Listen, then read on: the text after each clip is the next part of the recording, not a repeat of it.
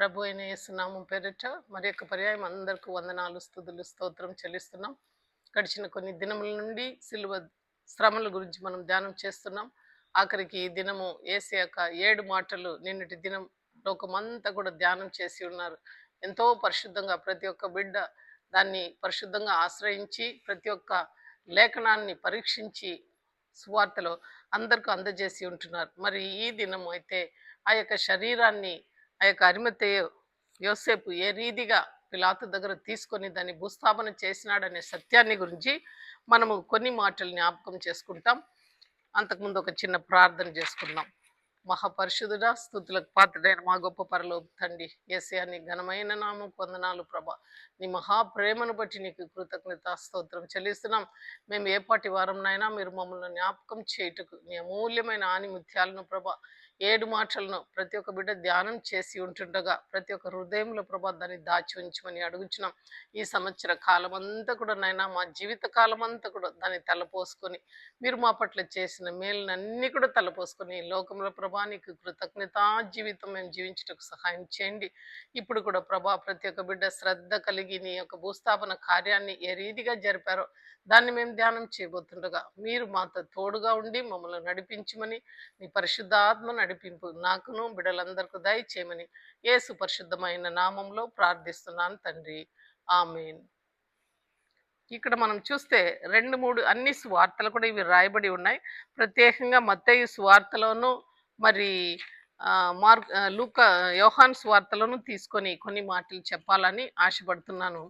యేసయ్య 7 మాటలను పలికి తన యొక్క ఆత్మను వదిలాడనమాట.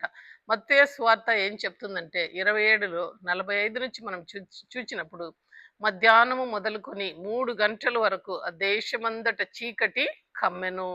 ఈ చీకటి కమ్మి ఉన్నదనమాట. మధ్యాహ్నం ఉదయం 9 గంటల నుండి సాయంత్రం 3 గంటల వరకు మహాశ్రమలు వేసి ఆ శిలువ మీద పొందాడు. ఆ మధ్యాహ్న కాలం మొదలుకొని 3 గంటల వరకు మహా చీకటి క్రమ్ముకునిందని వాక్యం సెలవిస్తుంది. ఈ యొక్క చీకటి ఆనాడు ఐగుప్తు దినములలో మనం చూచినప్పుడు కోసేను ప్రాంతంలో వెలుతురు ఉండింది, అయితే కటిక చీకటి ఐగుప్తులో ఉండింది. అలాంటి ఒక చీకటి అనమాట. సూర్యుడు తన యొక్క కాంతిని భూలోకం మీద ఇవ్వలేదు. అంటే ఈ చీకటిని గురించి రాసి ఉన్నారు. ఇవన్నీ జరగవలసి ఉన్నదే అని సృష్టి యావత్తు స్పందించిపోయినట్లు మనము చూడగలుగుతాం. 46లో చూస్తే అంటే మన ఆత్మల యొక్క చీకటిని బట్టి యేసయ్య నలగగొట్టినప్పుడు లోకమంతా కూడా ఆ యొక్క సృష్టి యావత్తు కూడా చీకటిమయమైన ఇంచుమించు 3 గంటలకు యేసు ఏలీ లామా లామా సబక్తాని బిగ్గరగా కేక వేసెను. ఆ మాటకు నా దేవా నన్నెందుకు చేయి విడిచితే అని అర్థము. అక్కడ నిలిచి ఉన్న వారిలో కొందరు ఈ మాట విని ఇతడు ఏలీను పిలుచుచున్నాడని వెంటనే వెళ్ళి ఒకడు పరిగెత్తుకొని పోయి స్పంజి తీసుకొని చిరచాయలు ముంచి రెల్లును తీసుకొని ఆయనకు త్రాగుటకు ఇచ్చెను. తక్కిన వారు ఊరకు ఉండుడి, ఏలియా అతన్ని రక్షించునో ఏమో చూద్దామని వాళ్ళు ఏళనం చేసిరి. యేసు మరలా బిగ్గరగా కేక వేసి ప్రాణము విడిచెననే వాక్యాన్ని మనము చదవగలుగుతాం. అయితే ఆ స్థలమందు మనం చూచినప్పుడు అప్పుడు మొట్టమొదటి జరిగిన సంఘటన ఏమంటే దేవాలయపు తెర పైనుండి క్రింద వరకు 2గా చినిగెను, భూమి వణికెను, బండలు బద్దలాయను. ఈ దేవాలయపు తెర 2గా చినిగెన మాటను కొద్దిసేపు మనము ధ్యానం చేయాల. ఆదిలో మనం చూస్తే లేవికాండం తీసుకొని చూచినప్పుడు 16వ అధ్యాయము 2వ వచనము ఈ దేవాలయ తెర గురించి రాయబడింది. నేను కరుణాపీఠము మీద మేఘములో కనబడుదును గనుక నీ సహోదరుడైన అహరోను సావకుండునట్లు అతడు మందసము మీద కరుణాపీఠము ఎదుటనున్న ఆ యొక్క తెరలోనికి ఎల్లప్పుడూ రాకూడదని అతనితో చెప్పుము అని మోషేతో హెచ్చరిస్తున్నాడు. మోషేతో మాటికి ఆ యొక్క మందసం పైన ఉన్న కరుణాపీఠం ఉంటున్నది అనమాట. అది పరిశుద్ధ స్థలంలో ఉంటున్నది. దాని దగ్గరికి యెహోవా దేవుడు మోషేతో ఏమంటున్నారంటే నీ సహోదరుడైన అహరోను ఆయన కుమారులు యాజకులు మాటికి ఆ అడ్డుతెరను తీసుకొని లోపలికి రాకూడదు. ఎందుకంటే వాళ్ళు సచ్చెదరు అంటున్నారు. వాళ్ళు సావకున్నట్లు ఆ యొక్క తెర అడ్డుగా నిలబడింది అనమాట. లేవికాండం 16:32 నుంచి 34 చూస్తాం. ఎవడు తన తండ్రి మారుగా యాజకుడికైన అభిషేకం పొంది తను ప్రతీక్షించి కొనునో ఆ యాజకుడు ప్రాయచిత్తము చేసుకొని నార వస్త్రము ప్రతిష్ట వస్త్రమును ధరించుకొనవలెను. చూడండి అక్కడ ముందుకు లోపలికి వెళ్ళాలంటే నార బట్టలు వేసుకొని ఆ యొక్క యాజకుడు వెళ్ళాలన్నమాట. ఆయనకి ఎప్పోతు అంటారు. ఆ శ- ఆ యొక్క ఘనమైన ఆ యొక్క అంగిని తొడుక్కొని ఆయన అక్కడికి వెళ్ళాలి. ఆషమాషిగా వెళ్ళేదానికి లేదు. మరియు అతడు అది పరిశుద్ధమాగున్న మందిరమునకు ప్రత్యక్షపు గుడారముకును బలిపీఠముకును ఆయన ప్రాయచిత్తము చేయవలను. అంటే వాటికి అన్నిటికీ ప్రాయచిత్తం అంటే ఆ ఎద్దులైనను మేకలైనను ఆ యొక్క రక్తాన్ని చిందించి ప్రాయచిత్తం చేసి మరియు అతడు యాజకుల నిమిత్తమును సమాజకుల నిమిత్తమును ప్రాయచిత్తం చేయవలను. యాజకుల కోసం తనకు తానే ఆయన రక్తము ఆయన చల్లుకోవాలా. అటు కాకుండా సమాజం అంతటికి కూడా ఆయన ఆ యొక్క ప్రాయచిత్తం చేసిన తర్వాతనే ఆ యొక్క అతి పరిశుద్ధమైన స్థలానికి ఆయన వెళ్ళగలుగుతాడు అని చెప్తున్నాడు. మరి సంవత్సరమునకు ఒక్కసారి ఇజ్రాయేలుల సమస్త పాపములను బట్టి వారి నిమిత్తము ప్రాయచిత్తము చేయుటకు ఇది మీకు నిత్యమైన కట్టడ యెహోవా మోషేకు ఆజ్ఞాపించినట్లు అతడు చేసెను. చూడండి ఆషామాషిగా ఎవరు కూడా ఆ అతి పరిశుద్ధ స్థలంలోకి వెళ్ళ ఆ పోతు డ్రెస్ను ఆయన వేసుకొని అటు తర్వాత తను తాను ఫస్ట్ ఆయన శుద్ధీకరించుకోవాలి. అటు తర్వాత సమాజం అందటినీ జనులందరినీ కూడా ఆయన ప్రాయచిత్తం చేసుకొని అక్కడ ఉన్న పనికరాలు బలిపీఠము ఆ యొక్క దీపస్తంభం అన్ని కూడా ఆయన ప్రాయచిత్తం చేసి మరలానే లోపలికి వెళ్ళాలి. అది కూడా ఎప్పుడు వెళ్ళాలా? అందరు పాపం నిమిత్తమై సంవత్సరానికి ఒక్కసారి మాత్రమే వెళ్ళాల. అలాంటిది రాయబడింది. ఇంకా నిర్గమకాండంలో 26:32లో 33లో చూస్తే ఆ అడ్డతెర ఆ తొలుగులో క్రింద తగిలిచ్చి సాక్ష్యపు మందసపు అడ్డతెరలోనికి దేవలను ఆ అడ్డతెర పరిశుద్ధ స్థలమును అతి పరిశుద్ధ స్థలమును వేరు చేయును. హూక్స్ మాదిరి అనమాట. దాన్ని మధ్యలో తగిలించాల. అక్కడ తెర యొక్కది మనం చూస్తే హిస్టారికల్ గా చరిత్రకారుడు ఏమో అంటున్నారంటే అది దాదాపు 60 అడుగుల పొడుగు 60 అడుగుల వెడల్పుని సెలవిస్తున్నారు. ఒకే నేతతో నేయబడిన ఒక గుడ్డ అనమాట. ఆ యొక్క గుడ్డలో ఆ యొక్క కెరూబులు సెరూబులు ఆ నేత కూడా దానిలోనే అల్లివేయబడింది అనమాట. కరుణాపీఠంలో ఎదుట కరుణాపీఠం ఎదుట ఉంచబడిన ఆ యొక్క కెరూబులు సెరూబులు ఈ యొక్క తెరలో కూడా లెక్కింపబడి ఉన్నాయన్నమాట. అటువంటి ఒక తెర దాని లోపలికి వెళ్ళాలని కూడా మనిషికి ఎంతో భయం. మనం చూస్తాము దావీదు మందసాన్ని తీసుకొని వచ్చినప్పుడు ఒకడు ఏం చేస్తున్నాడంటే పరిశుద్ధం లేకుండా యాజకుడు మాత్రమే ముట్టవలసిన మందసాన్ని ఒకడు అపవిత్రంగా ముట్టుచున్నాడు. అయితే అదే స్థలంలో ఆయన పడి చనిపోయినట్లు దేవవాక్యం సెలవిస్తుంది. అంటే ఆ ప్రాముఖ్యం ఆ మందసగం దగ్గరికి వెళ్ళాలంటే ఎటువంటి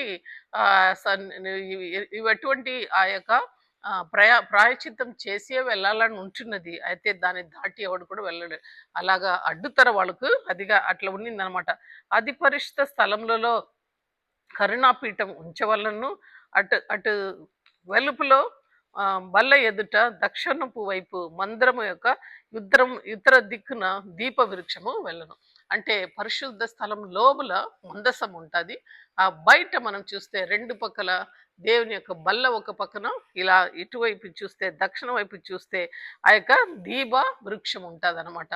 అయితే దీప వృక్షము బల్లము పరిశుద్ధ స్థలంలో ఉంటుంది. మళ్ళా ఆ అడ్డు ఆ యొక్క తెర ఉంటుంది. తెరను దాటి లోపలికి అతి పరిశుద్ధ స్థలంలో మందసం ఉంటుంది. ఇదనమాట వాళ్ళ యొక్క తీరు. అయితే యేసయ్య ఎప్పుడైతే సిలువ మీద తన ప్రాణాన్ని వదిలాడో పైనుండి ఆ యొక్క 60 అడుగుల ఆ యొక్క తెర రెండుగా చీలింది వాక్యం సెలవిస్తుంది. ఇవి మనం చూస్తే నీవు నేను ఎంత మాత్రం తండ్రి దగ్గరికి మన యొక్క సురక్తంతో మనం వెళ్ళలేం. మన యొక్క నీతి క్రియలు ఎంత మాత్రము ఆయన ఎదుట నిలవబడలేదు. అది మురికి బట్టలకు సమానం. ఇక్కడ చూస్తే ఒక గోడ మారి నిలవబడిన దాన్ని ఆయన రెండుగా ఎర్ర సముద్రాన్ని ఎలాగ రెండుగా చీల్చాడో అలాగ చీల్చి నీకును నాకును ఈ దినము లోపల ఈజీగా కృపాసన్నం దగ్గరికి వెళ్ళుటకు ఒక సజీవమైన నిత్యమైన మార్గాన్ని యేసయ్య ఏర్పాటు చేశాడన్నది జ్ఞాపకం చేసుకోవాలా. హెబ్రీ పత్రిక 4:14-16 ఈ రీతిగా సెలవిస్తుంది. ఆకాశ మండలము గుండా వెళ్ళిన దేవుని కుమారుడైన యేసు అను గొప్ప ప్రధాన యాజకుడు మనకున్నాడు గనుక మనము ఒప్పుకున్న దానిని గట్టిగా చేపట్టుదము. మనము ప్రధాన యాజకుడు మన బలహీనతల యందు మనతో సమానుభావం లేని వాడు కాడు, కానీ సమస్త విషయంలో సమస్త విషయంలోనూ మన వల్లనే శోధింపబడి ఆయన పాపము లేనివాడుగా ఉండెను. అంటే మనకు ఈక్వల్ గానే ఆయన ఉన్నాడు. ఆయన ఏమో గొప్పగా అనిపించుకోలే, మన మాదిరి మనుష్య రీతిగా వచ్చాడు. అయితే అన్ని విధంలో శోధనలన్నీ కూడా జయించినాడు. కాబట్టి ఈ దినం నీకు ఏ శోధన వచ్చినా, నీ యొక్క కష్టం ఏమైనా, నీ బలహీనం ఏమైనా, అవన్నీ కూడా యేసయ్య ఎరుగును అంటున్నాడు. కాబట్టి మన వలనే శోధింపబడిను, ఆయనను పాపము లేనివాడుగా ఆయన ఉండెను. గనుక మనము కనికరింపబడి సమయోచితమైన సహాయం కొరకు కృప పొందినట్లు ధైర్యముతో ఆ యొక్క కృపా సన్నద్ధం దగ్గరికి మనము చేరగలుగుతాం. ఆ యొక్క సీట్, కృపా సీట్ అంటే గ్రేస్, మెర్సీ సీట్ అన్నమాట. ఆ మెర్సీ సీట్ దగ్గర నువ్వు వెళ్ళాలంటే ఈ అడ్డుతెర ఉండింది నీ దినాలు. ఎప్పుడైతే యేసయ్య తన యొక్క ప్రాణాన్ని ఆడ విడిచారో, అయా ఏదైతే నువ్వు కావాలని కోరినావో తండ్రి, నీకు కావలసిన ఆ యొక్క తృప్తిగా బలిను నేను చెల్లించిన కాబట్టి ఈ బిడ్డలందరికీ అడ్డుతర ఇంకా అవసరంలే. వాళ్ళు ఏ కష్టం ఉన్నా నీ సన్నిధానంలో వచ్చి వాళ్ళు గోజాడవచ్చు. ఆ యొక్క మెర్సీ సీట్ దగ్గర కృపాసనం అంటారు. ఆ యొక్క కృపాసనం దగ్గర మనము ఈజీగా వెళ్ళగలుగుతామని హెబ్రీ పత్రిక రాయబడింది. అందుకే సలమోన్ రాస్తాడు, పాత నిబంధనలు మనం చూస్తే ఈ యొక్క ప్రజలు ఇజ్రాయేలు చెదరిపోయి లోకంలో ఎక్కడెక్కడ ఉన్నప్పటికీ ఈ దేవాలయంలో వచ్చి వాళ్ళు మొర్రపెట్టినప్పుడు వాళ్ళు ఎక్కడ ఉన్నా నువ్వు ప్రార్థన ఆలకించి వాళ్ళని ఇక్కడ నడిపించాలా అని సలమోను ప్రార్థన చేసినట్లు చూస్తాం. అదే జరుగుతుంది ఈ దినములలో కూడా. చెదిరిపోయిన యూదులు ఎక్కడ ఉన్నా యేసయ్య వాళ్ళ మీద కనికరం చూపిస్తున్నాడు. ఇజ్రాయేల్ను ఎవ్వడు కూడా గెలిచలేరు అనమాట. ఎందుకంటే చోజన్ జనరేషన్ వాళ్ళు అనమాట. అలాగనే దేవుడు వాళ్ళ కోసము, వాళ్ళకే కాకుండా జెంటైల్స్ మన అన్ని జనులమైన మనమందరు కూడా ఆత్మీయ ఇశ్రాయేలైన నీకును నాకును ఒక సజీవ మార్గం యేసయ్య సిద్ధపరిచాడు. మనం ధైర్యంగా అక్కడికి దినం వెళ్ళి మన పాపాలని ఒప్పుకోవచ్చు. మన యొక్క ఆశలు, మన యొక్క హృదయ వాంఛలు అన్నీ కూడా తెలియచ్చు. మన హృదయాన్ని కన్నీళ్లతో ఆయన పాదం దగ్గర కుమ్మరించి అనమాట. అటువంటి కార్యం దేవుడు మొట్టమొదట చేశాడు. చూడండి, చీకటి కమ్మెను యేసు మరలా బిగ్గరగా కేక వేసి ప్రాణము విడిచెను. భూమి వణకెను, బండలు బద్దలాయను, సమాధులు తెరవబడెను. నిద్రించిన అనేక మంది పరిశుద్ధులు శరీరంతో లేచి వారు సమాధుల నుండి బయటికి వచ్చి ఆయన లేచిన తర్వాత పరిశుద్ధ పట్టణంలో ప్రవేశించి అనేకులకు అగబడిరి. చూడండి, ఇక్కడ ఏం జరుగుతుందంటే మత్తయి బాగా చక్కగా మనకు అకౌంట్స్ ఇస్తాడనమాట. మొట్టమొదట ప్రాణం విడిచిన వెంటనే ఆ దేవాలయపు తెర రెండుగా చీలింది. అటు తర్వాత సృష్టి యావత్తు స్పందిస్తుంది. ఏమని స్పందిస్తుందంటే రియాక్ట్ అయిందనమాట. భూమి వణికెను, గడగడగడని వణికింది అనమాట. భూకంపాలు లేచినాయి. మనము పటంలో చూస్తే పెద్ద పెద్ద గుండు గుండు రాయిలన్నీ కూడా దొల్లింపబడి అన్ని కూడా మనుషుల మీదకి వస్తుంది. అక్కడ భూకంపం వచ్చిందనమాట. ఆ గొల్గదా పర్వతంలో చూస్తే మహా చీకటి, అందరికీ భయం లేసిపోయింది. బండలు బద్దలైనాయి. అంటే వాటికి అవే పగులుతానమాట బండలు. అంటే అవి తట్టుకోలే, ఎందుకంటే సృష్టికర్తను ఇంతగా హింసించి సిలువ వేశారనమాట. కాబట్టి అవి రియాక్ట్ అయింది మనం చూడగలుగుతాం. సమాధుల్లో నుండి బయటికి వచ్చి ఆయన లేచిన తర్వాత, అంటే యేసయ్యనే తొలి ఫలం, ఆయన లేచిన తర్వాత పరిశుద్ధ పట్టణంలో ఇప్పుడు లేచిన వారు తర్వాత కనబడనుంది. అయితే మొట్టమొదటి తొలి ఫలము ఆ యొక్క సమాధుల నుంచి లేచింది యేసయ్యనే. అయితే ఇప్పుడు సమాధులు, అనేక పరిశుద్ధుల సమాధులు తెరవబడినాయి. అయితే ఆ సమాధిలో ఉన్న వాళ్ళందరూ కూడా యెరూషలేము పట్టణంలోకి యేస్వామి వచ్చిన తర్వాత, కనబడిన తర్వాత మరలా వాళ్ళు కనబడరి అని వాక్యం సెలవిస్తుంది. ఈ సృష్టి యావత్తు స్పందించి అనే మాటను మనము చూడగలుగుతాం. ఎక్కడెక్కడ సృష్టి స్పందించింది.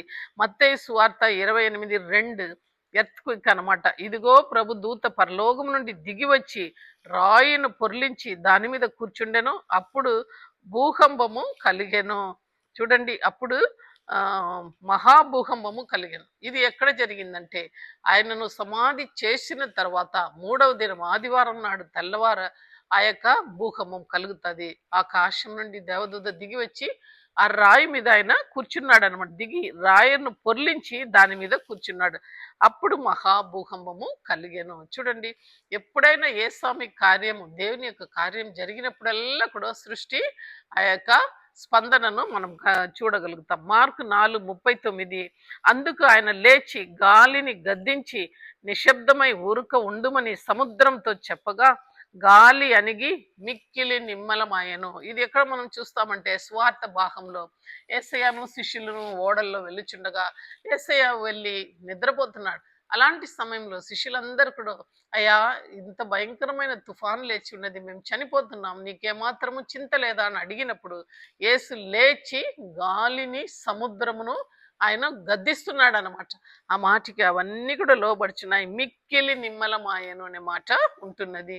మరి మత్తయి 21:19 చూస్తే అక్కడ అప్పుడు త్రోవ పక్కన చెట్టు ఉన్న యొక్క అంజూరపు చెట్టును చూచి దాని యొద్ద రాగా దాని యందు ఆకులు తప్ప మరేమీ కనబడలేదు గనుక దానిని చూచి, ఇక మీదట ఎన్నడిని నువ్వు కాపు కాయకుండా ఉండును అని చెప్పాను. తక్షణమే ఆ అంజూరపు చెట్టు ఎండిపోయింది. దేవుడు దాన్ని శపించినాడు అనమాట. అది యొక్క సీజన్ కూడా కాదు ఆయన ఫలం ఎదురు చూడటకు. అయితే ఏసే ఆకలిగొని ఆ చెట్టు దగ్గర వచ్చి నిలబడినప్పుడు కేవలము ఆకులు మాత్రమే అది కనబడింది. ఫలం ఇవ్వలేని ఒక చెట్టుగా ఉంటే ఏసే దాన్ని ఇక మీదట ఎన్నడూ నువ్వు కాపు కాయకుండా ఉండుదువు అని శపించుతాడు. శపించిన వెంటనే ఆ యొక్క అంజూరపు చెట్టు సృష్టి కూడా ఎండిపోయిందనమాట.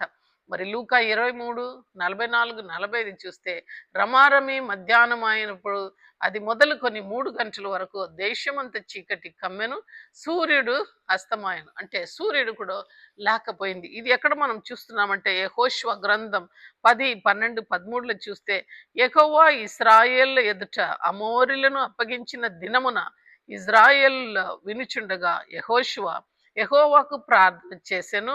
సూర్యుడు నీవు గిబియోనులోను నిలువుము, చంద్రుడా నీవు ఆయిలో లోయలోను నిలుపు. జనులు తమ శత్రువుల మీద పగ తీర్చుకొని వరకు సూర్యుడు నిలిచెను, చంద్రుడు ఆగెను. ఇది ఎక్కడన్నా సాధ్యమా? అయితే మన క్రైస్తవ జీవితంలో విశ్వాసులని పిలువబడిన మోషే, అహరోను, మిరియాము, యెహోషువ చూడండి, వాళ్ళు యుద్ధం చేస్తున్నారు. ఎవరితో? వాళ్ళు ఇశ్రాయేల్ వాళ్ళందరూ కూడా అమోరీలతో యుద్ధం చేస్తున్నారు. అలాంటి సమయంలో ఇజ్రాయేలుకు గెలుపు వస్తుంది. అయితే చీకటి వస్తుంది కాబట్టి వాళ్ళది ముగించాలా, వాళ్ళని జయించి వాళ్ళని పట్టుకొని పోవాలని అనేటప్పుడు యెహోషువ మాట్లాడుచున్నాడు.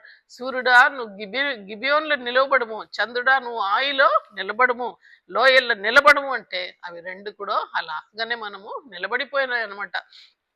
ఈ సంగతి మనం క్యాలెండర్లో కూడా ఒక దినం తక్కువ వచ్చినట్లు మనము చూడగలుగుతాం. మరి అలాగనే చూస్తే నిర్గమకాండం 19:18 యెహోవా అగ్నితో సీనాయి పర్వతం మీదికి దిగి వచ్చినప్పుడు అంతము ధూమమై ఉండెను. దాని ధూమము కొలిమి ధూమము వలె లేచెను, పర్వతం అంతయు మిక్కిలి కంపించెను. అంటే ఆ యొక్క పొగలాంటిది సీనాయి పర్వతం అంతా కూడా ఆ యెహోవా దేవుడు దిగి వచ్చినప్పుడు ఆ యొక్క ఇజ్రాయెల్ ప్రజలు చూడగలిగారనమాట. అంటే దేవుడు సృష్టి వెంటనే రెస్పాండ్ చేస్తుంది. మరి నిర్గమాకాండం 14:21 చూస్తే మోషే సముద్రం వైపు తన చేతులు చాపగా యెహోవా ఆ రాత్రి అందు బలమైన తూర్పు గాలి చేత సముద్రమును తొలగించి దానిని ఆరిన నేలలో చేశాను. అంటే ఆ ఆరిన నేలలో రాత్రి అంతా కూడా తూర్పు గాలి వచ్చినప్పుడు ఆ సముద్రం 2 పాయలుగా గోడలాగా లేచి నిలబడింది అనమాట. అప్పుడు అందరు కూడా ఆరిన నేలలో నడిచారు. మరి యోనా కాలంలో అయితే యోనాకు దేవుడు సముద్రంకు ఆజ్ఞయిస్తున్నాడు. యోనా తర్షీసుకు వెళ్ళుచున్నాడు అనమాట. దేవుడైతే నినివే పట్టణానికి వెళ్ళమంటే తర్షీసుకు వెళ్తున్నాడు. అయితే యెహోవా సముద్రం మీద పెద్ద గాలిని పుట్టించగా సముద్రమందు గొప్ప తుఫాను రేగి ఓడ బద్దలైపోనట్లు అది వచ్చెను. చూడండి, ఓడ బద్దలైతుంది. వాళ్ళందరూ ఆశ్చర్యపడుతున్నారు. ఎందుకు? మనం ఏం తప్పు చేసినాం? ఎవడెవడు వాళ్ళ దేవుని మొక్కుకోండి అని చెప్పినప్పుడు ఈ యోనా తప్పుడు జ్ఞాపకం వస్తుంది అనమాట. యోనాను మార్గంలో తీసుకొని వచ్చేదానికి దేవుడు ఆజ్ఞయిస్తున్నాడు సముద్రానికి, సముద్రమా తుఫాన్ లాగా నువ్వు లే ఇప్పటికే అని చెప్తే సముద్రము లేచింది. అటు తర్వాత ఇప్పుడు ఆగుబంటే వెంటనే ఆ యొక్క యోనాను తీసి సముద్రంలో వేసిన తర్వాత ఆ యొక్క మాటకు, ఆయన నోటి నుంచి వచ్చే మాటకు సముద్రం ఆగిందనమాట. అలాగనే ఒక మృత్యముకు సెలవిస్తున్నాడు, అంటే ఒక చాపకు సెలవిస్తున్నాడు. యోనాను మృంగి వేయమని చెప్పగా అది నియమించి ఉండగా 3 దినములు తన కడుపులో యోనా ఉన్నాడనమాట. మరలా దాన్ని కక్కివేయమంటే మరలా కూడా కక్కివేసినట్లు చూస్తాం. ఇంతే కాకుండా ఇలా చెప్పుకొని పోతే నూతన గ్రంథంలో కూడా మనం చూస్తాం. అకస్మాత్తుగా భూకంపం కలిగెను, చెరచాల పునాదులు కదిలెను, వెంటనే తలుపులన్నీ తెరుచుకొనెను, అందరి బంధకములు ఊడెను. ఇది పౌలు శీల కాలంలో జరిగిన సంఘటనలు. ఇలాగ చెప్పుకొని పోతే చాలా సృష్టి యావత్తు రెస్పాండ్ అయింది. ఇక్కడ చూస్తే మధ్యాహ్నం 3 గంటలప్పుడు చీకటి కమ్మెను, బండలు బద్దలాయను, అక్కడ ఉన్న సమాధులు తెరవబడిను, పరిశుద్ధులు యేస్వామి లేచిన తర్వాత అందరికీ కనబడిరి అని వాక్యం సెలవిస్తుంది. మరి ఏం జరిగిందంటే శతాధిపతియు అతనితో కూడా యేసు కావలి ఉన్నవారు భూగము జరిగిన కార్యములన్నీ కూడా చూచి మిక్కిలి భయపడి నిజముగా ఈయన దేవుని కుమారుడని చెప్పుకొనిది. అంటే అక్కడ ఉండింది ఒక రోమా ప్రభుత్వ సైనికుడు అనమాట. అక్కడ కేవలం యూదులు అంతమంది ఉన్నా వాళ్ళలో స్పందన లేదు. ఎంతో సృష్టి స్పందించింది, అయితే వాళ్ళలో ఏమాత్రం సలనం లేదు. అయితే ఇవన్నీ కూడా చూస్తున్న ఒక రోమా ప్రభుత్వ సైన్యాధిపతి ఆయన ఏం చెప్తున్నాడు చూడండి. సెంచురియన్ శతాధిపతి ఆయన ఏమంటున్నాడంటే నిజముగా ఈయన దేవుని కుమారుడు అని మోకాల్లో ఉండి ఆ యొక్క కిరీటాన్ని తీసి నేల మీద పెట్టి ఆయన పాదములకు వందనం చెల్లించినట్లు వాక్యం సెలవిస్తుంది. అంటే ఈ రెస్పాండెడ్ టు ద రియాక్షన్ అనమాట. సృష్టి యావత్తు ఈ రీతిగా స్పందించిన వెంటనే ఆయన హృదయంలో గుచ్చపడి నిజంగా ఈయన దేవుని కుమారుడు. ఆయనే కాదు, ఆయనతో పాటు ఉన్న కావలి వాళ్ళందరూ కూడా యేసయ్యను అక్కడ అంగీకరించినట్లు మనము చూస్తాం. చూడండి, ఆయన తండ్రి కూడా 2-3 సార్లు ఈయన నా ప్రియ కుమారుడు, ఈయన ఆనందించుడి అంటున్నాడు. రూపాంతరం చెందిన కొండల కూడా ఈయన మాట వినుడి అని సెలవిస్తున్నాడు. అయితే అనేక పర్యాయము పరలోకం నుండి ఆయనకు రెస్పాన్స్ వచ్చిందనమాట. ఇక్కడ చూచినవన్నీ కూడా ఆ యొక్క శతాధిపతి చూచి ఆయన వంగినట్లు చూస్తాం. సాతానులు కూడా ఆ దేవాది దేవుని చూచినప్పుడు ఇదిగో దేవాది దేవుని కుమారుడా నీకును మాకును ఏమి అని అవి కూడా రికగ్నైజ్ చేస్తుంది అనమాట. అయితే పాపులమైన మనము ఈ దినం ఈ యొక్క జరిగిన కార్యాలన్నీ కూడా చూచినప్పుడు మనలో ఏమాత్రం స్పందన వస్తుందా ఒకసారి మనల్ని మనం కూడా పరీక్షించి కొనవలసిగా ఉంటున్నది అనమాట. అటు తర్వాత చూస్తే అక్కడ ఉండే స్త్రీలు మత్తయి 27:55-56 యోసునకు ఉపచారము చేయిచు గలిలయ నుండి ఆయన వెంబడించిన అనేక మంది స్త్రీలు అక్కడ దూరం నుండి చూచిచుండిరి. వారిలో మగ్దలేన మరియయు, యాకోబు, యోసెపు అనువారి తల్లి అయిన మరియయు, జబదయి కుమారులని తల్లియు ఉండిరి. చూడండి, స్త్రీలందరూ యేసు తల్లి కూడా ఆమెను వాళ్ళతో పాటి ఉంటుందన్నమాట.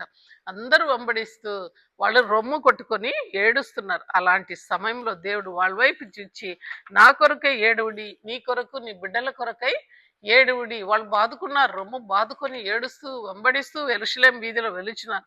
అలాంటి సమయంలో దేవుడు పలికిన మాట నా కొరకై ఏడువడి, మీ కొరకును మీ బిడ్డల కొరకును ఏడువుడి అని సెలవిస్తున్నాడు అనమాట. అయితే అక్కడ చూస్తే స్త్రీలు దూరం నుండి నిలబడగలిగి యేసు వైపు చూస్తున్నారు. అందులో మగ్దలేన మరియ గురించి కొన్ని మాటలు మనం జ్ఞాపకం చేసుకోవాలా. ఈ మగ్దలేన మరియ అయితే ఆ యొక్క దిబేరియా సముద్రం నుంచి 3 కిలోమీటర్ దూరం ప్రాంతంలో ఉన్న మగ్దలేనా అనే ఒక పట్టణంలో చెందిన మనిషి. ఆ మనిషి అయితే ఆమెలో 7 దయాలు ఉన్నాయి. ఆ 7 దయాలను యేసయ్య వెళ్ళగొట్టాడు. అప్పుడు మొదలుకొని ఆమె ఆయనకు సేవ చేయడం ప్రారంభం చేసింది. అనేక పర్యాయం యేసయ్య బేతనికి వచ్చేవారు. బేతనీలో వచ్చినప్పుడు 12 మంది శిష్యులను ఆయన వెంట పెట్టుకొని వచ్చినప్పుడు మార్తా మరియా ఉపచారం చేశారు. ఈ మగ్దలేన మరియ కూడా తన సొంత డబ్బు పెట్టి యేసయ్యను పోషించినట్లు చరిత్రకారులు రాస్తున్నారు. అంతేకాకుండా ఆస్తులన్నీ కూడా అమ్మివేసి ఆయన యొక్క సేవ నిమిత్తమే వాళ్ళు ఖర్చు పెట్టినట్లు చూస్తాం. ఈ వాక్యం వినేటప్పుడు ప్రియ బిడ్డ, యేసు కొరకే మనం ఏమైనా త్యాగం చేయగలుగుతామా ఈ లోకంలో?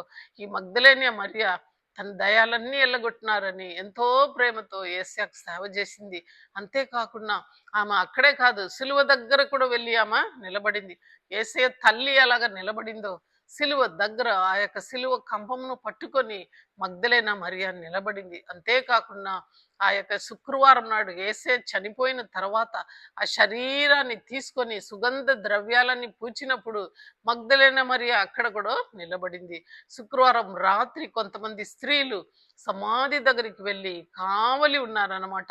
ఎందుకంటే మిగతా వాళ్ళు ఎవ్వరు లేరు అలాంటి సమయంలో, ప్రతి ఒక్కరు వెళ్ళిపోయారు. అయితే ఎంతో ప్రేమ ఆ దినములలో, భయం లేదు వాళ్ళకు, ఎంతో ధైర్యంగా అన్ని కూడా తెగించి దేవుని కుమారుని యొక్క సమాధికి మగ్దలేన మరియ మరియ కావలి ఉండింది. శనివారం మాత్రమే సైనికులందరూ కూడా అక్కడ పోస్ట్ అయినారు. ఆ యొక్క శుక్రవారం దినము స్త్రీలందరూ కూడా అక్కడ ఉన్నట్లు వాక్యం సెలవిస్తుంది. చూడండి, మరి క్రీస్తు పునరుత్థానుడై లేచినప్పుడు మొట్టమొదటిగా దర్శనం ఈ మగ్దలైన మరియకే ఇవ్వబడుతుంది. అందరు కూడా ఆ యొక్క సమాధిలోనికి వెళ్ళి ఆ యొక్క దేవదూతలు చెప్పిన మాట విని వెళ్ళిపోతున్నారు. మీరెందుకు సజీవుడైన దేవుని మృతులలో వెతుకుచున్నారు అనేటప్పుడు అందరు కూడా అవును కదా అని వెళ్ళిపోయారు. అయితే మగ్దలైన మరియ అక్కడనే ఉండి ఏడుస్తుంది. అప్పుడు యేసే వచ్చి, ఎందుకు ఏడుస్తున్నావు అమ్మా అని అడిగినప్పుడు, అయ్యా నువ్వు తోటమాలిని అనుకుంది, అయ్యా యేసయ్య యొక్క శరీరంను ఎక్కడ పాతిపెట్టి ఉన్నారు నాకు చెప్పుము, నేను పోయి ఎత్తుకొచ్చుకుంటాను అంటుంది. ఎంతో గొప్ప ప్రేమ కలిగి వెంటనే యేసు ఏమంటున్నాడంటే, మరియా అని పేరు పెట్టి పిలిచిన వెంటనే రబుని అని ఆమె ఏడుస్తుంది. అందుకు అర్థము బోధకుడా అని అర్థం. కాబట్టి మరి ఈ యొక్క మగ్దలైన మరియ మనం చూసినప్పుడు ఆమె కాకుండా ఇద్దరు స్త్రీలు అందరు కూడా, వీళ్ళందరూ కూడా మేడగదిలో కూడా యేసయ్య చనిపోయి ఆరోగణమైన తర్వాత కూడా మేడగదిలో వీళ్ళందరూ కూడా శిష్యులతో పాటు ఉండి ప్రార్థనలో ఎడతగా నిలిచుండ్రి. అలాంటి సమయంలో పరిశుద్ధాత్మ అభిషేకాన్ని కూడా వాళ్ళు పొందుకున్నట్లు వాక్యం సెలవిస్తుంది. చూడండి, స్త్రీలలో ఎంతో ధైర్యం కలిగి వాళ్ళు ఈ మాట చేయగలిగారు అన్నమాట. అటు తర్వాత మనము యోహాన్లో కూడా కొన్ని మాటలు మనము వినాల. యోహాన్ ఏం చెప్తున్నాడంటే, మొట్టమొదటిగా ఆ సమయంలో యేసు ఆ చిరకన పుచ్చుకొని సమాప్తమైనది చెప్పి తల వంచి ఆత్మను అప్పగించెను. ఆ దినము సిద్ధపరచు దినము, మరుసటి విశ్రాంతి దినము, మహాదినము గనుక ఆ దేహములు విశ్రాంతి దినమున సిలువ మీద ఉండకున్నట్లు వారు కాళ్ళు విరగగొట్టించి వారిని తీసుకొని వేయించమని యూదులకు పిలాతు దగ్గరికి అడుగుతారనమాట. వాక్యం ఏం చెప్తుందంటే, ద్వితీయోపదేశ కాండం 21:23లో అతని శవము రాత్రి వేళ ఆ మ్రాను మీద నిలవకూడదు, వీరే రాయబ వ్రేలాడ తీయబడిన వాడు దేవునికి శాపగ్రస్తుడు, అంటే సిలువలో వ్రేలాడేవాడు శాపగ్రస్తుడు గనుక నీ దేవుడైన యెహోవా స్వాస్థ్యముగా నీకు ఇచ్చిచున్న దేశంలో నువ్వు అపవిత్రపరచకుండునట్లు అపత్యంగా ఆ దినమును వానిని పాతి పెట్టవలను. చూడండి, ఎవరు కూడా ఆ నేరస్తులు దొంగ గాని యేసే గాని ఎవరి యొక్క శరీరము సిలువ మీద ఉండకూడదని వాక్యం సెలవిస్తుంది. ఆ యొక్క పాత నిబంధన కాలంలో వ్రేలాడేవాడు రాత్రికాల సమయంలోనే వాళ్ళు పాతి పెట్టబడాల. ఒకవేళ అక్కడనే వాళ్ళు శాపగ్రస్తుడుగా ఉంటే అది దేవునికి యెహోవా దేవునికి అయిష్టమైన కార్యము, అపవిత్రమైన కార్యము అని వాక్యం సెలవిస్తుంది. ఆ దినముననే ఆయనను పాతి పెట్టాల. కాబట్టి అందరినీ పాతి పెట్టాలని చెప్తున్నారు అన్నమాట. అయితే అక్కడ చూస్తే, కాబట్టి సైనికులు వచ్చి ఆయనతో కూడా సిలువ వేయబడిన మొదటి వాని కాళ్లను రెండవ వాని కాళ్లను ఎర్రగొట్టిరి. అంటే వాళ్ళ ఎముకలను, ఆ దొంగ వాళ్ళ ఎముకలను ఎర్రగొట్టినట్లు చూస్తాం. వారు యేసునద్దుకు వచ్చి అందుకు ముందే ఆయన మృతి పొంది ఉన్నట్లు చూచి ఆయన కాళ్ళు విరగొట్టలేదు. చూడండి, యేసు యొక్క కాళ్ళు ఎముకలు ఒకటి కూడా ఇరగగొట్టపడదు అనే యొక్క దేవుని యొక్క వాక్యం అక్కడ చక్కగా నెరవేరింది. 36లో చూస్తే యోహాన్లో అతని ఎముకలలో ఒకడైనను విరగొట్టపడదనే లేఖనము నెరవేరినట్లు ఇలాగ జరిగెను. లేఖనం అంతా కూడా, ప్రాఫెసీ అంతా కూడా నెరవేరింది అనమాట. యేస్వామి యొక్క ఎముకలు కూడా వాళ్ళు ఇరగొట్టలేదు. ఎందుకంటే వాళ్ళు పోయి చూస్తున్నారు. ఆ యొక్క సైనికులు చూచినప్పుడు ఆయన ఆల్రెడీ తల వంచి మరణించి ఉన్నారని వాక్యం సెలవిస్తుంది. మరలా ఏం జరిగిందంటే, సైనికులలో ఒకడు ఈటతో ఆయనను ప్రక్కన పొడిచెను, వెంటనే రక్తము నీళ్లను కారెను. అంటే ఇంక బ్రతికి ఉన్నాడా చనిపోయినాడని ఈటతో ఆయన పొడుస్తున్నారనమాట. ఇక్కడికి కూడా ఒక వాక్యము నెరవేరింది. 1 యోహాను 5వ అధ్యాయము 6-8 చూస్తే, నీళ్ల ద్వారాను రక్తము ద్వారాను వచ్చినవాడు ఈయనే, అనగా యేసుక్రీస్తే. ఈయన నీళ్లతో మాత్రమే కాక నీళ్లతోనూ రక్తంతోనూ వచ్చెను. ఆత్మ సత్యము గనుక సాక్ష్యం ఇచ్చేవాడు ఆత్మయే. చూడండి, ఈయనే నీళ్ల ద్వారాను రక్తం ద్వారాను వచ్చినవాడు. యేసే నాకు సాక్ష్యం ఇస్తుంది. ఎవరు సాక్ష్యం ఇచ్చేది? పరిశుద్ధాత్మ దేవుడు అనమాట. ఇది చూచిన వారు సాక్ష్యం ఇచ్చిచున్నాడు, అతని సాక్ష్యం సత్యం అని వాక్యం సెలవిస్తుంది. మరియు తాము పొడిచిన వారిని తట్టు చూచెదరు అని మరి యొక్క లేఖనం కూడా నెరవేరింది అనమాట. ఎవరైతే ఆయనను పొడిచినారో వాళ్ళ నేత్రం వాళ్ళని చూసింది అనమాట. ప్రకటన గ్రంథము 1వ అధ్యాయం 7లో మనం చూస్తే, ఇదిగో ఆయన మేఘారుడై వచ్చిచున్నాడు, ప్రతి నేత్రము ఆయనను చూచును, ఆయనను పొడిచిన వారు చూచెదరు, అయితే భూజనులందరూ ఆయన చూచి రొమ్ము కొట్టుకుందురు. ఈ వాక్యము మనము నిజంగా నమ్మాల. ఎందుకంటే ఎవరెవరైతే యేసయ్యను పొడిచారో ఆయన రాకడ సమీపంలో యూదులందరూ ఆయనను చూస్తారు. ఆయన పక్కన ఉన్న బల్లపు పోటును కూడా వాళ్ళు చూడగలుగుతారు. అందుకే ఒక వాక్యంలో చూస్తే యేసయ్య ఎందుకు ఈ గాయాలని అలాగనే ఉంచుకున్నారని మనం అనుకోవచ్చు. ఆ యొక్క అపనమ్మకం కలిగిన తోమాకు చూపించేదానికి యేసయ్య ఆ గాయాల్ని చూపిస్తున్నాడు.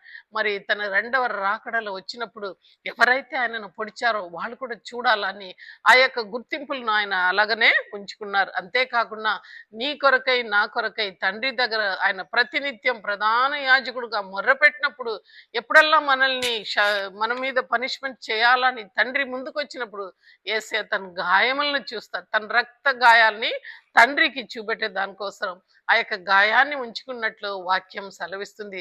అట్టి ప్రేమను మనం జ్ఞాపకం చేసుకుంటున్నామా?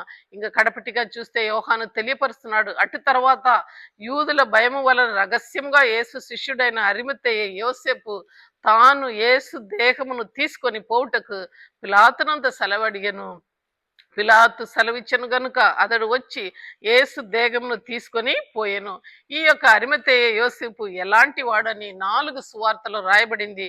మత్తయి ఏమంటున్నాడంటే యేసు శిష్యుడుగా ఉన్న అరిమతేయు యేసేపు అని ఒక ధనవంతుడు. మత్తయి ఆయనను ధనవంతుడు అంటున్నాడు. ఈజ్ అ రిచ్ మ్యాన్ అనమాట. సాయంకాలం అయినప్పుడు వచ్చి పిలాతునొద్దకు వెళ్ళి యేసు దేహమును తనకిమ్మని అడుగగా పిలాతు దానిని అతనికి అప్పగించెను. మార్కు ఏమంటున్నాడంటే ఆ యొక్క 15:43లో సాయంకాలం అయినప్పుడు అరిమతయ్య యేసేపు తెగించి పిలాతునొద్దకు వెళ్ళి యేసు దేహమును అడిగెను. అతడు ఘనత వహించిన ఒక సభ్యుడై దేవుని రాజ్యం కొరకు ఎదురు చూచేవాడు. చూడండి, ఒక కౌన్సిల్ మెంబర్ అనమాట. అటువంటి వాడు గొప్ప ఒక రాజకీయ నాయుడు. అలాంటి వాడు ఆయన ఎప్పుడు కూడా దేవుని రాజ్యం కొరకు ఎదురు చూచేవాడని మార్కు తెలియపరిచినాడు అనమాట. అయితే పిలాతు ఆయన నిజంగా చనిపోయినాడా అని ఒక సైనికుడిని పంపి అది కనుక్కొని కన్ఫర్మ్ చేసుకొని దేవుని యొక్క బాడీను ఆ యొక్క అరిమతేయ యోసేపుకు అప్పచెప్పినట్లు వాక్యం సెలవిస్తుంది. లూకా అయితే ఏం రాస్తున్నాడంటే 23:50-51 చూస్తే అరిమతేయని యూదుల పట్టణము సభ్యుడైన యోసేపు అని ఒకడుండెను. అతడు సజ్జనుడు నీతిమంతుడై ఉండి వారి ఆలోచనకు వారు చేసిన పనికిని సమ్మతింపక దేవుని రాజ్యం కొరకు ఎదురు చూచారు. అయితే లూకా ఏమంటున్నాడంటే వాళ్ళు చేసుకున్న డిస్కషన్ ఆ సంఘమంతా డిస్కస్ చేసి ఆయనను సిలువ వేయాలని నిర్ణయం చేశారు. అయితే దానికి ఆయన సమ్మతించలేదనమాట. అయితే ఆయన దేవుని రాజ్యం కొరకే సీక్రెట్ గా ఎదురు చూసే ఒక వ్యక్తి అనమాట. ఇంకా యోహాన్ ఏమంటున్నాడంటే యూదుల భయం వలన ఆయన రహస్యంగా యేసయ్యను వెంబడించిన వ్యక్తి అని సెలవిస్తున్నాడు. ఇక్కడ మనం చూస్తే ఎంతో నీతిమంతుడు తన సొంత డబ్బు పెట్టుకొని యేసామిని యొక్క పాతి పెట్టుటకు ఆయన పూనుకున్నాడు అనమాట. అయితే ఇక్కడ వాక్యం ఏం సెలవిస్తుందంటే యోసేపు ఆయన యోహాన్ సువార్త చక్కగా చూడగలుగుతాము. ఆయన వెళ్ళి యొక్క శరీరాన్ని తీసుకుంటున్నాడు. అంతేకాకుండా ఆ దేవుని నికోదేము కూడా అక్కడ ఉంటున్నాడు. అదే 39లో మనం చూస్తాం. మొదట రాత్రి వేళ ఆయన యొద్దకు నికోదేము కూడా పోళముతో కలిపిన అగరు రమారమి 150 సేర్లు తీసుకొని వచ్చాను. అందట వారు యేసు దేహమును ఎత్తుకొని వచ్చి యూదులు పాతిపెట్టు మర్యాద చెప్పున ఆ సుగంధ ద్రవ్యమును దానికి పూసి నారబట్టలు చుట్రి. చూడండి, మనం నికోదేమును మనము 3వ అధ్యాయంలో యోహాన్లో చూస్తాం. ఆయన కూడా రాత్రికాల వేళలో యేసయ్య పాదం దగ్గరికి వచ్చి ఆ యొక్క దైవ కుమారుని యొక్క సత్యాన్ని పరలోక రాజ్య రహస్యాలన్నీ కూడా ఆయన కనుక్కొని పోయేవాడు. ఆయన ఏం చేస్తాడంటే రహస్యంగా యేసయ్యను వెంబడించాడు, తన హృదయంలో ఆరాధించినాడు. 150 సేర్ల ఆ యొక్క పోళంను తీసుకొని వచ్చి ఈ అరిమతేయ యోసేపు ఇద్దరు కూడా కలుసుకొని నార బట్టను యేసయ్య శరీరానికి వాళ్ళు చుట్టిరి అనమాట. చూడండి, మేకులతో కుచ్చబడిన శరీరాన్ని దించుకోవాలంటే వాళ్ళకి ఎంత సమయం పట్టింటది. ఎంతో ప్రేమ ఉంటే తప్ప అంతగా నిలబడలేరు. ఎందుకంటే ఊరే భయపడి అందరూ ఆ సైనికులు వాళ్ళకు భయపడి శిష్యులందరూ పారిపోయినారు, ఒక యోహాన్ తప్ప. అలాంటి సమయంలో వీళ్ళిద్దరు కూడా వీళ్ళతో పాటు స్త్రీలు కూడా నిలబడి ఆ శరీరాన్ని దించుకున్నారు. ఎంత భయంకరం! కేవలం ఒక చెక్కలో ఒక మేకు ఉందంటే దాన్ని మనం ఊడబెరకాలంటే ఎంతో కష్టం. ఒక శరీరం ఆ యొక్క చెక్కలో గుచ్చబడిందంటే ఆ శరీరాన్ని దించుకోవాలంటే ఎంతో బాధతో కూడింది. కన్నీళ్లతో వాళ్ళ దాన్ని దించుకొని ఉండింటారని నేనైతే ఆలోచన చేస్తా. అలాంటి సమయంలో దించుకొని ఆ యొక్క బట్టను, ఆ నార బట్టను యేసయ్యకు చుట్టారు. యూదుల అలవాటు ప్రకారం వాళ్ళు మంచి పారు నీళ్ళలో ఈ యొక్క డెడ్ బాడీస్ ను వాళ్ళు కడిగేవారంట. అటు తర్వాత ఎంతో ఘనమైన మర్యాద ఇచ్చి ప్రార్థన, సంగీతం, కీర్తనలు పాడేవారంట ఆ యొక్క శవంకు. అటు తర్వాత ఈ సుగంధ ద్రవ్యాలన్నీ కూడా పూసేవారు. అలాంటి సమయంలో తల్లి అయిన మరియమ్మ లేదు. ఆమెను తీసుకొని యోహాను వెళ్ళారని ఒక చరిత్రకారులు సెలవిస్తున్నారు. ఆమె అక్కడ కళ్ళు తిరిగి పడిపోయిందనమాట. అయితే ఆమె వెళ్ళిపోయిన తర్వాత వీళ్ళందరూ ఆ పని చేసి తనకంటూ ఏర్పాటు చేసుకున్న ఒక కొత్త యొక్క స్థలములలో యూదులు పాతిపెట్టు మర్యాద చెప్పున ఆయన సుగంధ ద్రవ్యములను దానికి పూసి నారబట్టతో చుట్టి సిలువ వేసిన స్థలములో ఒక తోట ఉండెను. ఆ తోటలో ఎవడను ఎప్పుడును ఉంచబడిన ఒక క్రొత్త సమాధి ఒకటి ఉండెను. ఆ సమాధి సమీపంలో ఉండెను గనుక ఆ దినము యూదులు సిద్ధపరచు దినమందునైనా అందులో యేసును పెట్టిది. ఆ సమాధి అరిమత్తయ్య యోసేపు అనమాట. యోసేపును బట్టి ఆ పేరుకు గొప్పతనం వచ్చింది. అరిమత్తయ్య ఊరు అనమాట. ఆ ఊర్లో ఆ యోసేపు తన తోటలో ఆ యొక్క కొత్త సమాధి తనకంటూ పెట్టుకున్న ఆ సమాధిలో యేసయ్యను పెట్టాడు. ఎప్పుడైతే మంచి మనస్పూర్వంగా ఆయన ఇచ్చాడో ఆ సమాధి ఇప్పటి వరకు ఖాళీ సమాధిగానే మిగిలింది. లోకంలో ప్రతి ఒక్క సమాధి దగ్గర ఒక దేవుని మాట రాయబడింది, వీళ్ళు ఎప్పుడైనా లేస్తారని. అయితే యేసు స్వామి సమాధి మాత్రం ఖాళీగా ఉంటున్నది. ఎందుకంటే ఆయన లేచాడు, ఆయన సజీవుడు, మన మధ్యలో ఆయన జీవిస్తున్నాడు. ఆత్మస్వరూపిగా మన అందరిని కూడా ఆయన జీవిస్తున్నాడు. అందుకే ఈ వాక్యం నెరవేరింది ఇక్కడ కూడా. ఆయన సమాధి దగ్గర కూడా యెషయా 53:9 చూస్తే అతడు మరణమైనప్పుడు భక్తిహీనులతో అతనికి సమాధి నియమింపబడను, ధనవంతుని యొద్ద అతడు ఉంచబడను. చూడండి, ఆయన చనిపోయినప్పుడు దొంగల మధ్యలో ఆయనను సిలువ వేశారు. అయితే ఆయన పాతి పెట్టబడినప్పుడు ధనవంతుని యొద్ద ఆయన ఉంచబడెను. ఎందుకంటే అరిమత్తయి యోసేపు ఒక ధనవంతుడు అని మనం చూచాం. ఇంకా కడపటిగా మనం చెప్పుకోవాలంటే అటు తర్వాత మనం చూచినప్పుడు వాళ్ళందరూ కూడా పోయి అడుగుతున్నారు, ఈ యొక్క దుర్మార్గుడు 3 దినముల తర్వాత లేస్తాడని చెప్పాడని చెప్పి ఆ యొక్క పిలాతుకి చెప్పినప్పుడు మీరు కావలి వేయండి అని చెప్పినప్పుడు రాజముద్ర వేసి ఆ యొక్క రాతికి కావలి వాళ్ళు వేసినట్లు మనం చూస్తాము. అవన్నీ కూడా అటు తర్వాత మనం చూస్తే మొదటి పేతురు 3:18-20 మనం చూస్తే, ఎలయనగా మనలను దేవుని యొద్దకు చేర్చుటకు అనీతి బంధుని కొరకే నీతిమంతుడైన క్రీస్తు శరీరంలో సంపబడి ఆత్మ విషయంలో బ్రతికింపబడి పాపం విషయంలో ఒకసారే శ్రమపడెను. దేవుని దీర్ఘశాంతం ఇంకా కనిపెట్టుచున్నప్పుడు పూర్వము నోపు దినములలో ఓడ సిద్ధపరిచిండున్న గనుక అవిధేయులైన వారి యొద్దకు అనగా చెరలో ఉన్న ఆత్మల యొద్దకు ఆయన ఆత్మరూపిగానే వెళ్ళి వారికి ప్రకటించెను. అంటే సమాధి పెట్టబడిన తర్వాత ఆ యొక్క శనివారం నాడు, అంటే ఆ రాత్రి సమయంలోనే ఆ ఆత్మ తన దేవునికి అప్పగించాడు. అయితే పాతాళానికి వెళ్ళి నోవపు కాలంలో చెరబట్టుకొని పోయిన వారు ఎవరైతే అవిధేయులుగా ఉన్నారో వాళ్ళ కొరకే దేవుడు వెళ్ళి ఆ యొక్క విక్టరీను ప్రకటించాడని వాక్యం సెలవిస్తుంది. చెరనుగా వాళ్ళని పట్టుకొని వచ్చినారు, నీతిమంతులను పట్టుకొని వచ్చి పరదేశులు పెట్టినారు. అందుకే ఆ యొక్క దొంగతకుడు నేడు నీవు నాతో కూడా పరదేశిలో ఉందు అని సెలవిచ్చాడు. ఆ యొక్క పరదేశిను కింద పాతాళంలో ఉన్న పరదేశిను పైన ఆకాశానికి తీసుకొని వచ్చాడు అన్నమాట. అందుకే పౌలు కూడా చక్కగా రాస్తాడు, ఒకడు ఉన్నాడు ఆయన 3వ ఆకాశానికి కొనిపోబడినాడు, శరీరంలోనూ ఆత్మలో కొనిబడినాడు, నేను ఎరుగను అంటున్నాడు. కాబట్టి ఇవన్నీ మనం చూసినప్పుడు మనం కూడా యేసయ్యకు వందన సమర్పణ చేయాలా. ఒక అరిమతయ్య యోసేపును మరి ఇతర స్త్రీలను మరల ఆ యొక్క రాత్రి కాలంలో నిఖద్దము వచ్చేవాడు అందరు కూడా వాళ్ళ యొక్క రెస్పెక్ట్ను, హోమేజ్ అవన్నీ కూడా దేవునికి సమర్పించుకున్నారు అన్నమాట. మనమైతే ఆ 7 మాటలను రిసీవ్ చేసుకున్నామా? యేసు స్వామికి మనం చేయాల్సింది ఒకటే ఒకటి, ఆ మాటల్లో మనం నిలవబడి సిలువ మార్గంలో మనం నడచాల. మనల్ని ఎవరైతే పొడిచారో వాళ్ళని క్షమించాలి.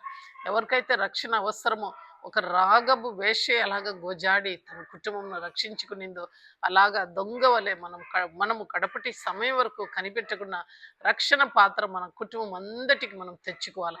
ఆ యొక్క తల్లి మరియమ్మను యోహాను ఎలాగ సిలువ దగ్గర ఆఖరి వరకు నిలబడారో అలాగా శ్రమలందు ఓర్పు కలిగి ప్రార్థనందు పట్టుదల కలిగి సిలువ దగ్గర నిలబడాల. అయితే కొద్దిపాటు ఎడపాటు మనకు ఉన్నప్పటికీ శ్రమను సగించాల. 5వ మాటగా బద్దలైన ఓడగా మనం వెతకకుండా జీవజల ఊటైన యేసయ్యను వెతకాల. సమస్తము సమాప్తమైనదని సెలవిచ్చాడు. పాపం మీద జయము, మరణంను విరగగొట్టాడు. ఆ యొక్క ముళ్ళ కిరీటం, ఏ ముళ్ళైతే ఏదేను వనములో వాళ్ళకు గుచ్చుకునిందో, ఆ ముళ్ళు మొదలైందో ఏదేనులో, ఆ ముళ్ళను కిరీటంగా ధరించి ఆయన ఆ యొక్క శాపమును తీసివేశాడు. ఆఖరికి తన ఆత్మను దేవునికి అప్పగించాడు. అలాగనే స్టిఫెన్ కూడా తన యొక్క ఆత్మను దేవునికి అప్పగించి, తండ్రి వీరేం చేస్తారో వీరు ఎరుగరు గనుక వీళ్ళని క్షమించమని స్టెఫన్ చెప్పాడు. ఈ వాక్యం చిన్న ప్రియ బిడ్డ, ఆ యొక్క శరీరాన్ని మనము ఈ లోకానికి అప్పచెప్పినాం. అయితే 3వ దినము తిరుగులేని వాడుగా యేసయ్య తన పునరుత్థాన శరీరంతో లేచాడు. ఆ పునరుత్థాన శక్తి నీ మీద నా మీద ఇవ్వబడింది కనుక ఈ వాక్యాన్ని జాగ్రత్తగా మనం లోకానికి ప్రకటించాలా. ఈ యొక్క కొద్ది మాటలు మనం దేవుడు దీవించి ఆశీర్వదించును గాక. ఆమేన్. ప్రార్థన చేస్తాం. నీ ఆశీర్వాదములకు కారణభూతుడైన మా గొప్ప పరలోక తండ్రి యేసయ్య, ఆఖరి బొట్టు వరకు నాయనా నీ యొక్క నాయనా ప్రాణాన్ని మా కొరకే నువ్వు ఇచ్చావు ప్రభా. ఏమి చెల్లించి మీ రుణం మేము తీర్చుకోగలుగుతాం? నీ మాట చెప్పును నడిచాల్సిందే కదా ప్రభా. అయా ఆ యొక్క సిలువ శక్తిను ప్రభా మాకు దయచేయండి. పునరుత్థాన శక్తిని మా మీద విడుదల చేయండి. మార్తాతో పలికావు, పునరుత్థానము జీవము నేనే, నా యందు విశ్వాసం ఉంచివాడు ఎన్నడూ చనిపోడు అని సెలవిచ్చావు. అయా ఈ లోకంలోనే పునరుత్థాన జీవితం కలిగి ప్రతి ఒక్కరిని నాయన నీ బాటలో నడిపించుటకు మాకు శక్తిని దయచేయండి.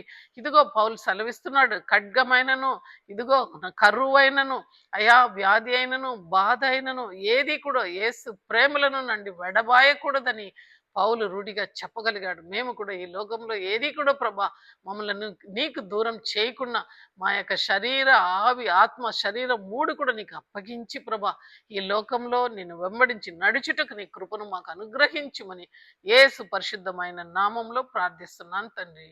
ఆమేన్.